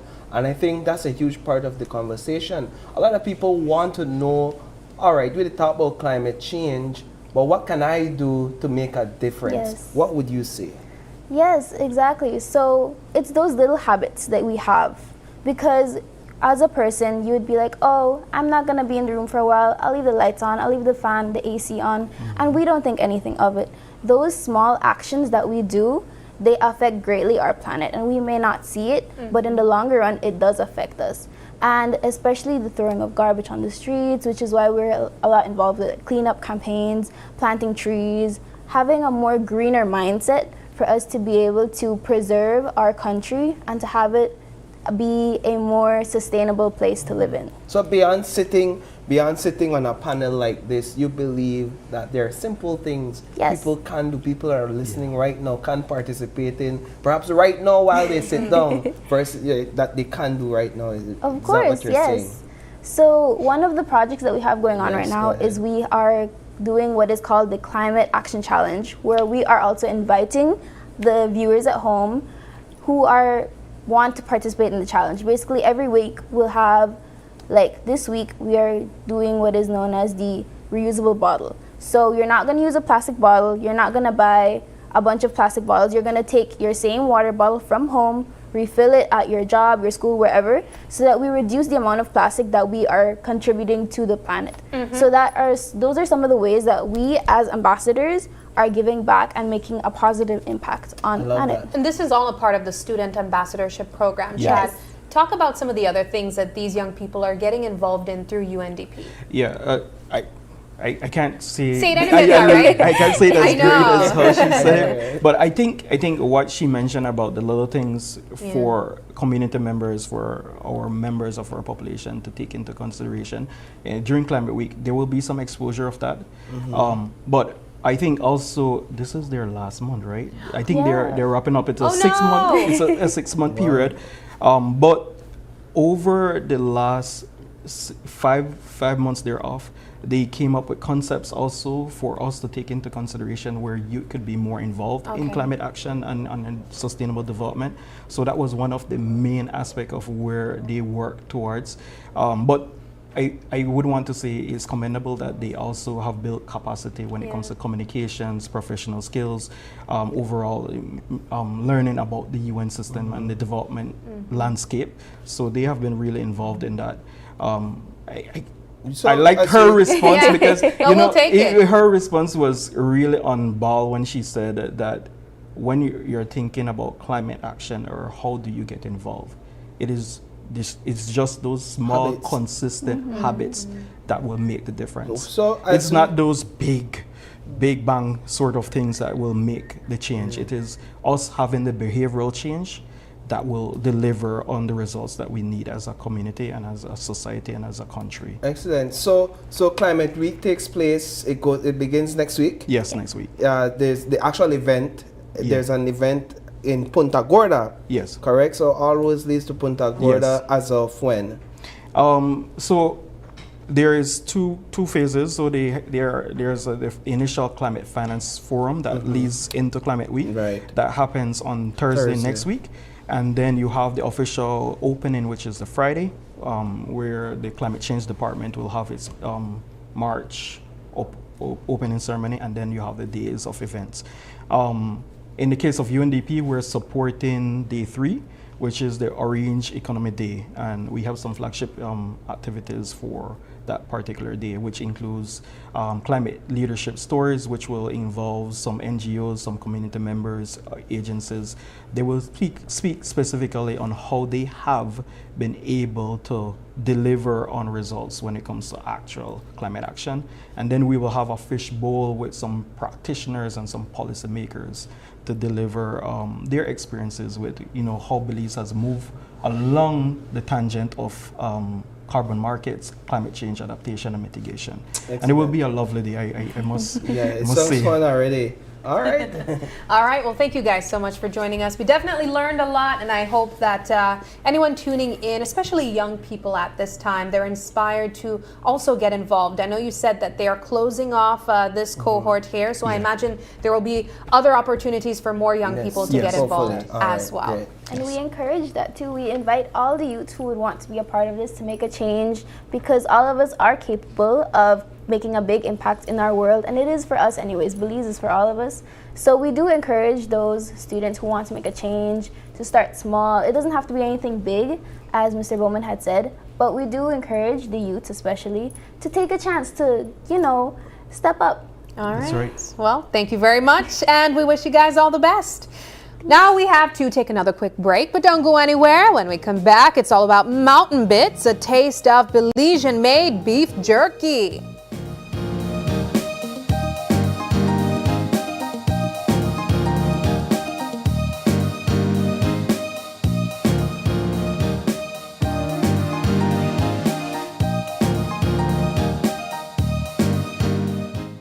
Sounds better with JBL. Whether you're relaxing, working out, or getting the party started, there is a JBL speaker or headphone made just for you.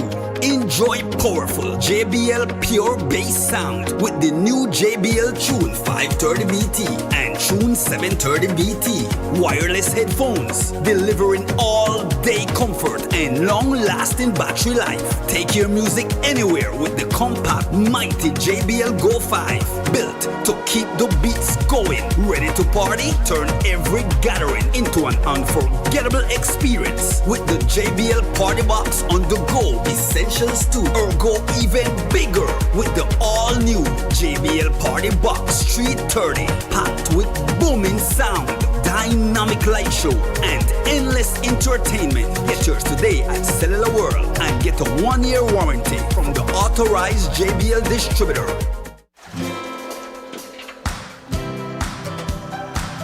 Every business starts with a vision. And every day, Belizean entrepreneurs are turning that vision into reality. Hi, I'm Rosalie, General Manager of Cards and Merchant Services at the Belize Bank. Today, I am proud to introduce our new solution designed specifically for Belize's small and medium-sized businesses. Introducing the Belize Bank Advantage MasterCard SME Business Credit Card. Whether you're managing everyday expenses, purchasing inventory, or investing in growth, this card gives your business the flexibility to move forward with confidence. Applying is easy. Visit any Belize Bank branch and speak with one of our SME officers. We'll help you find a solution that best fits your business. Your business is building Belize's future. Let Belize Bank help power what's next. Her phone, her laptop, her whole life in this apartment.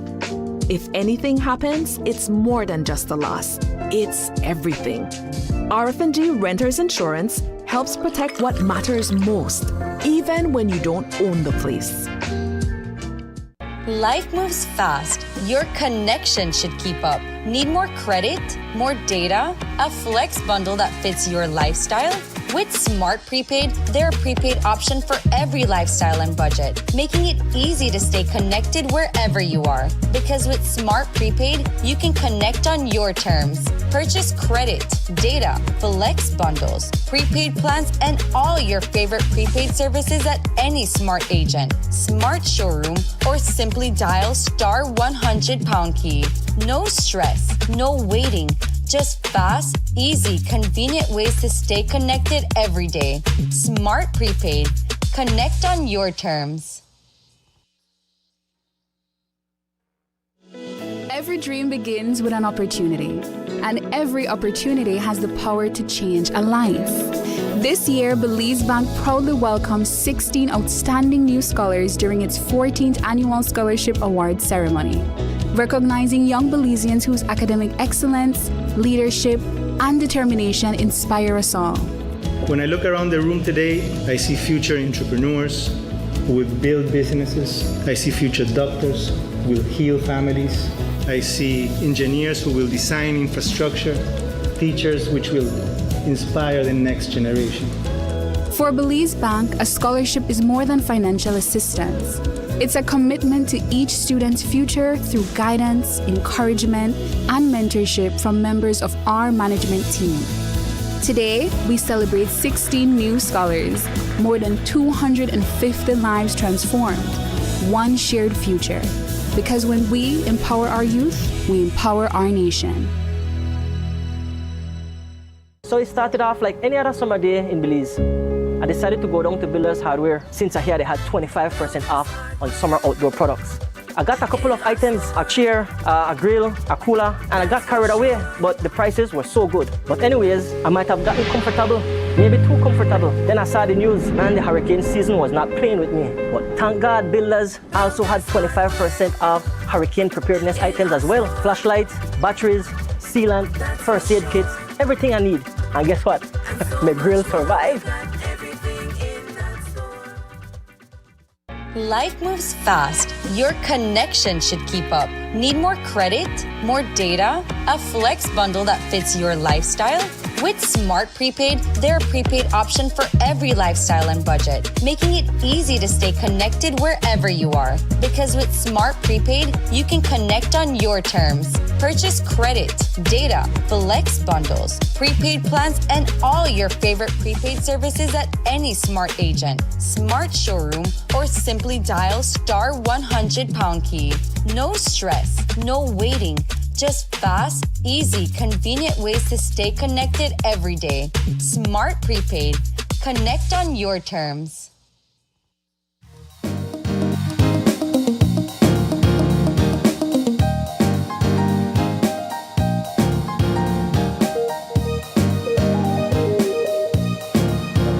All right. Welcome back. Thanks for staying tuned with us. This is our final conversation for this morning, and it's all about mountain bits. And it's about a taste of Belizean-made beef jerky. Oh, I don't know about beef jerky. What do you know about beef jerky, What do you know Pa? about beef jerky? Me know about beef jerky. No, well, we know about beef jerky. We're going to learn about beef jerky this morning. We have joining us on set the founder of Mountain Bits, Mr. Emmanuel Williams, and he brought his partner in business and niece with him. Your name is? Cora Dunn. Cora Dunn. Dunn, right? Lady and gentlemen, good morning. Good morning, guys. Thank you for having us. It's a pleasure having both of you. So, Mr. Emmanuel, tell us, how did you stumble upon this idea to make or produce beef jerky in Belize? So, it started with adventure and fitness. So, believe it or not, Paul, I go to the gym. Yeah, believe it or not. We believe it. All right. And I think a year ago, Belize Audubon Society had a trip. They organized a trip to the Belize Blue Hole, and I was looking for a protein snack to go on the trip, because I say, you know what, I need to get my protein in, because hitting the gym, you need your protein. And I've always been a beef jerky fan. When you visit the States, there's beef jerky and it's there. So I said, I couldn't find anything. There was no protein bars, no beef jerky at the stores I visited. So I said, why not try my hand at my own beef jerky? Of course, the first one wasn't all that, but that's really where it started from, adventure and fitness, that I needed to balance the two lives. From there is just experimenting and Mountain Bits beef jerky. It's so funny that you're saying that it started from fitness, because I was telling Paul earlier this morning when we spoke about the topic that that's how I got introduced to beef jerkies as well. Prior to that, I had a care boy leg everywhere, Emmanuel. Yeah. And it's like, let's not go there. But for people who might see beef jerky like the ones that we import on the shelf, I'll be honest and say I don't think Belizeans really eat beef jerky like that. It's not a thing that you find most people saying, you know, I want snack pan, I'll eat beef jerky.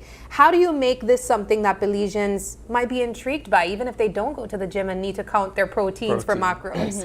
Well, interestingly, I found that there is a market here in Belize for Really? beef jerky. There are a lot of people who are into it. So outside of the hiking buddies, outside of the people who go fishing and the gym goers, there are people who just enjoy protein snacks and enjoy beef jerky specifically.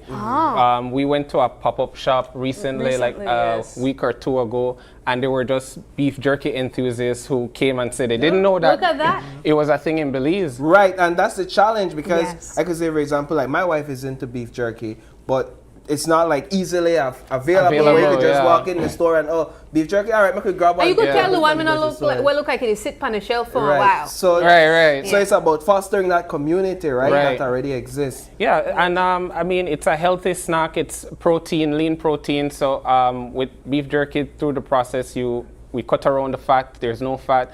It's protein, salted, and it's something that you can enjoy, snack while you're at work, while you're at home, while you're watching Netflix, and Tell me about the name of the business, Mountain Bits. Did you get these beef from the mountains?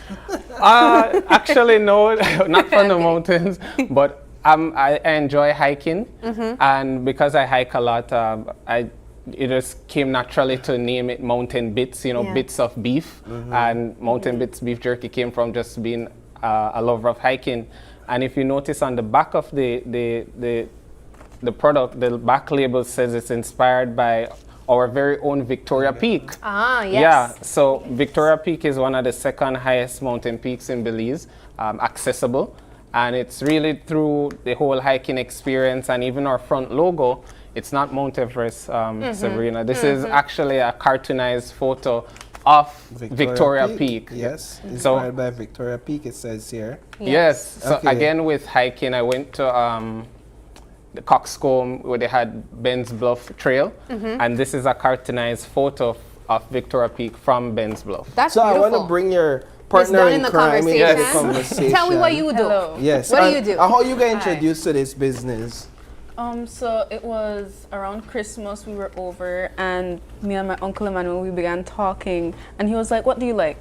And I was like, I enjoy beef jerky a lot. Really? And then he was like, oh really? I have a batch I was trying to make. And so he was like, he told me about it, he told me about the process. And so that's where we began speaking, and he was like, I want to introduce this flavor. And there's a flavor that isn't here, but we talked about it. We have a recipe for it called pineapple habanero. And so he was she like, helped develop that flavor. Wow. Yes. And so he was like, what do you think we need to bring this into production? And so we came up with a recipe, and that's where we really began to speak about it and actually try to do stuff about it. So you are a part of the production process. Do you help to make the beef jerkies? I do when I'm here. Yeah. I try my best to keep in contact with him, ask him about the flavors and what he thinks about it. So what can you teach us this morning about how beef jerky is made? How does it go from cow to what's in this package? What's in that package? Okay, so the type of beef, you need a lean beef because fat does not dehydrate properly because fat, proteins, it doesn't really dehydrate. So you cut the lean beef into strips so it's not too tough, okay? And then you season it, you marinate it in whichever flavor you want it to be. Because depending on what seasonings you put, that's the flavor you're gonna get.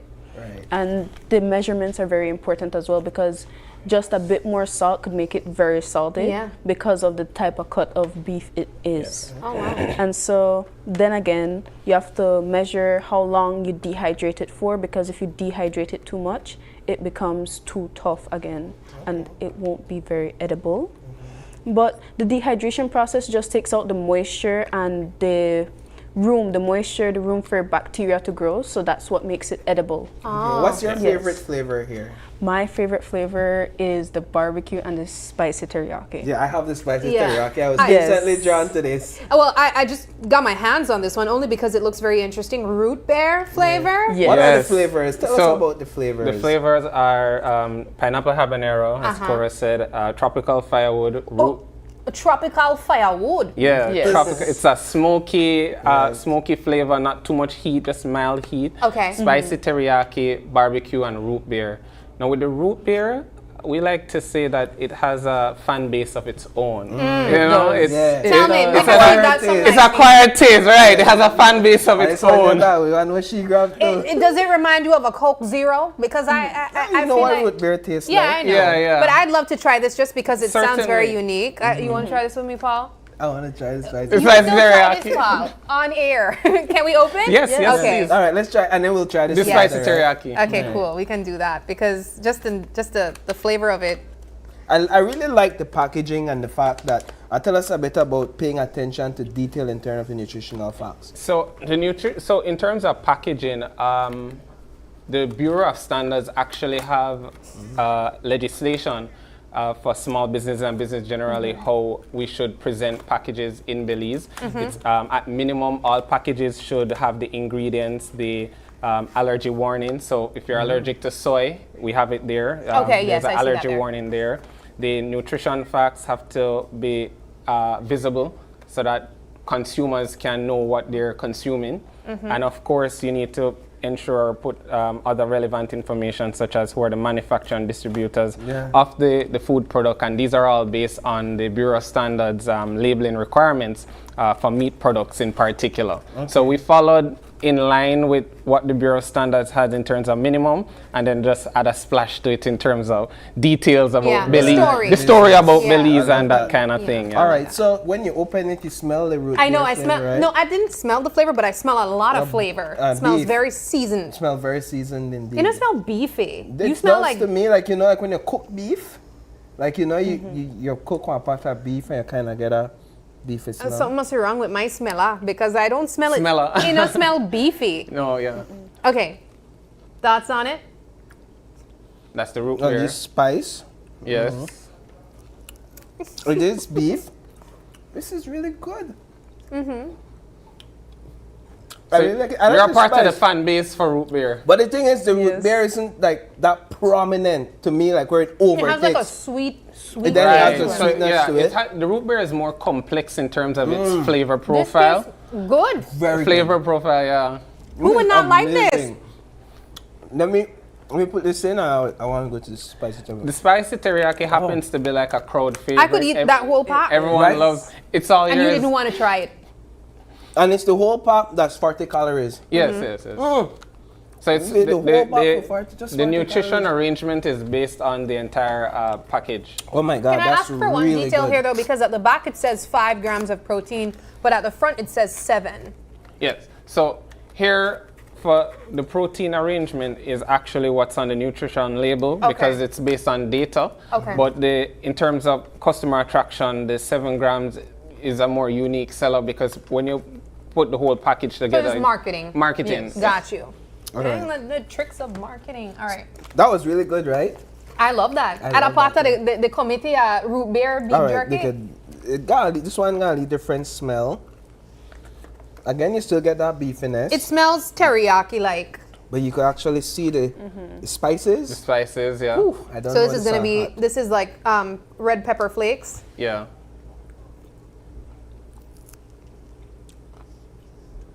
Yeah, you taste the spice.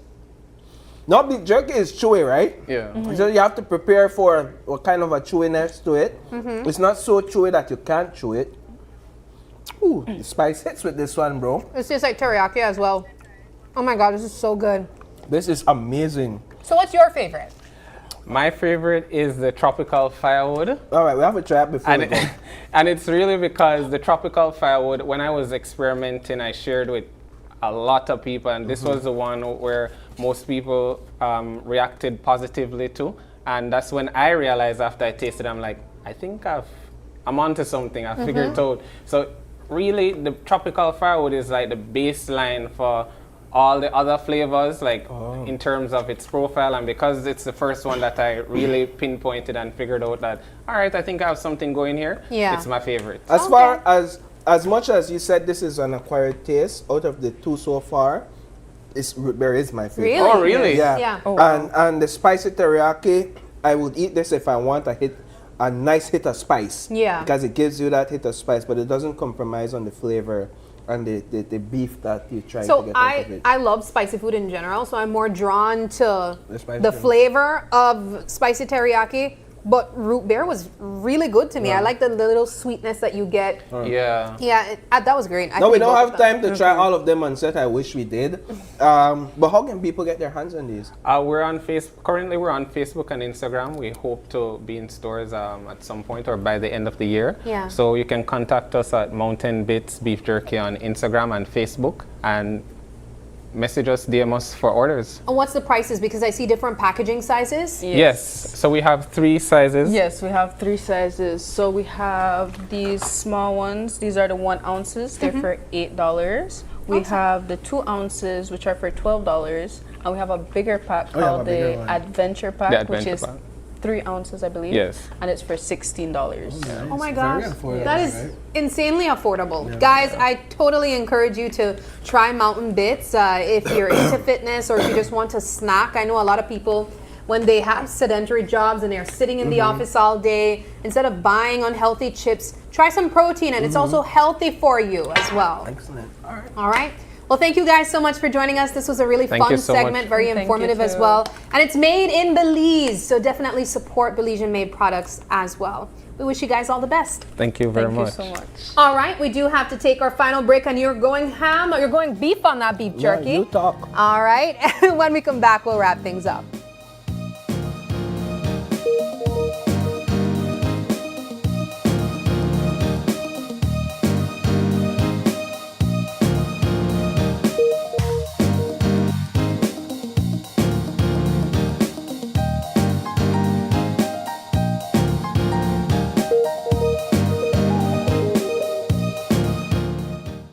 Her laptop, her whole life in this apartment. If anything happens, it's more than just a loss. It's everything. RF&G Renters Insurance helps protect what matters most, even when you don't own the place.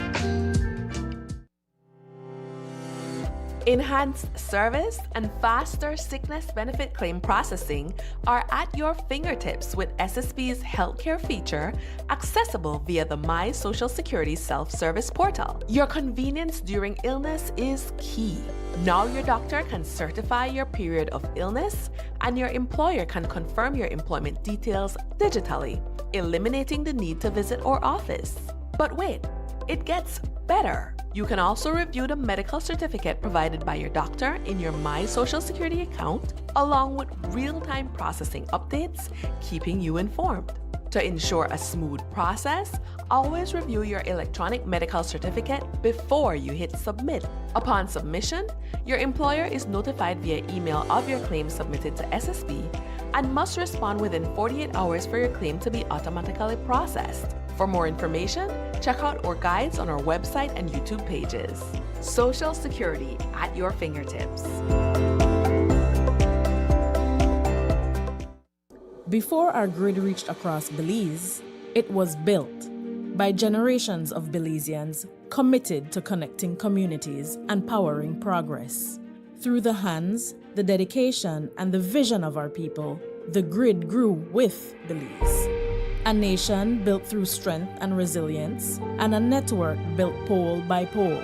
Today, that responsibility continues, strengthened by every hand that follows, each generation building on the last and carrying forward a shared responsibility, serving communities, powering schools, hospitals, businesses, and homes, supporting a nation that continues to grow.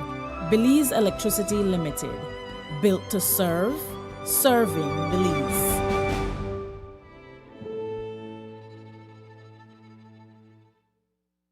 Hi, my name is Megan, and I'm a civil engineer here at M&M Engineering. Behind every successful production process in our factory come quality materials, skilled employees, and reliable equipment. Specifically, rebar and pre-stressing cable from Benny's, which are the building blocks of our products. Not all rebar and steel are created equal. At Benny's, quality is savings, because building with trusted materials means building stronger, safer, and longer.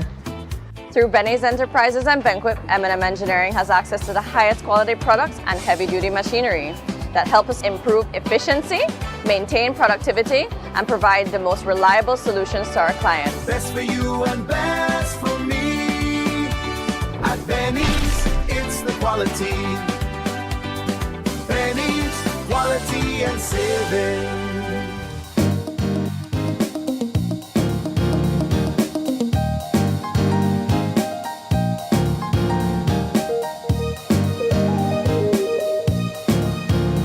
Welcome back, guys. We are wrapping up the show at this time, and it has been a wonderful morning with you guys. Thanks so much for locking in with us.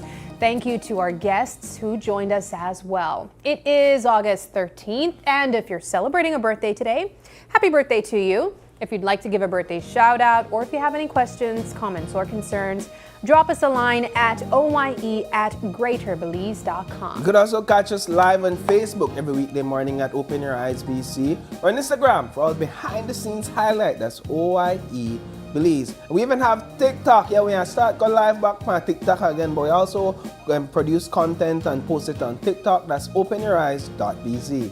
And then you can call us or text us on our OYE phone number. That's 675-2555. But please do us a favor and join us again tomorrow for What the Friday. Already, pal.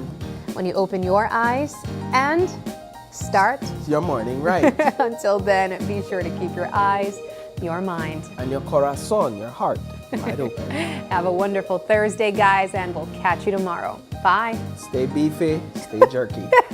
See you all.